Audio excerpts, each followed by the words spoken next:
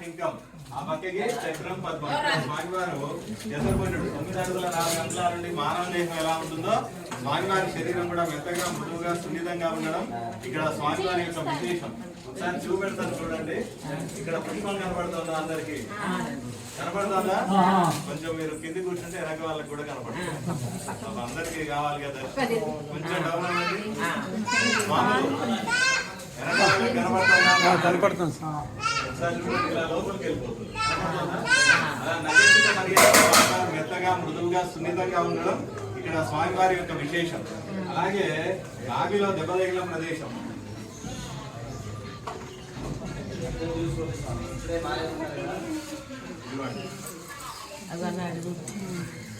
ఇక్కడ స్వామికి నాభిలో దెబ్బతగిన ప్రదేశం ఇది.